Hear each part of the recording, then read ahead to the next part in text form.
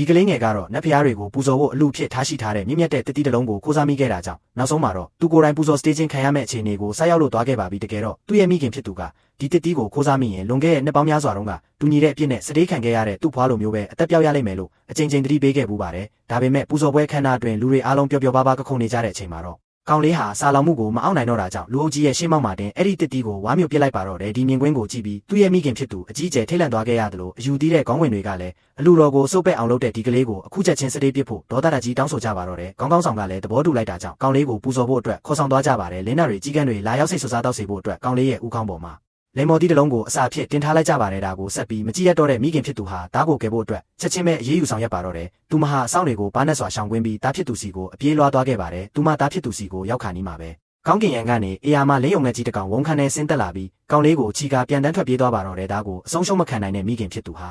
အနောက်ကနေအသေးအတန်လိုက်လံပြေးဆွဲခဲ့တာကြောင့်လင်းယုံငယ်ကြီးဟာသူတို့သားမီးနှစ်ယောက်လုံးကိုကောင်းကင်ရန်အထက်စီကိုခေါ်ဆောင်သွားခဲ့ပါပြီအဲ့ဒီနေရာကိုရောက်တဲ့အခါမှာတော့လွန်ခဲ့တဲ့နှစ်ပေါင်းများစွာကပူဇော်စတေးခံရပြီးတေဆုံးသွားပြီလို့အားလုံးထင်မှတ်ထားခဲ့ကြတဲ့ကောင်လေးရဲ့အဖွားဖြစ်သူကိုအံ့ရဖွယ်ပြန်လည်တွေ့ရှိသွားခဲ့ပါတယ်အဲ့ဒီအခါကျမှအဖွားဖြစ်သူကအမှန်တရားကိုဖွင့်ဟပြောပြခဲ့ပါတယ်တကယ်တော့ပူဇော်စတေးခံရတဲ့လူတွေဟာအသက်ခံရတာမဟုတ်ပဲရှို့ဝတ်ဆန်းပြတဲ့တောနက်ကြီးတစ်ခုစီကိုပို့ဆောင်ခြင်းခံရတာဖြစ်ပါတယ်သူတို့ဟာကူတစ်ခုထဲမှာအေးအေးချမ်းချမ်းနေထိုင်ရင်းနေနဲ့ဖျားကိုပူဇော်ပတ်သက်နေကြတာပါအဆုံးသတ်မှာတော့ပြန်လည်ဆုံစည်းသွားကြတဲ့မိသားစုဝင်တွေဟာဒီရှို့ဝတ်ဆန်းပြတဲ့ကဘာတစ်လေးထဲမှာပဲဘယ်သူ့ကိုမှမကြောက်ရတော့ပဲထာဝရအေးချမ်းစွာနဲ့အတူတကွနေထိုင်သွားကြပါတော့တယ်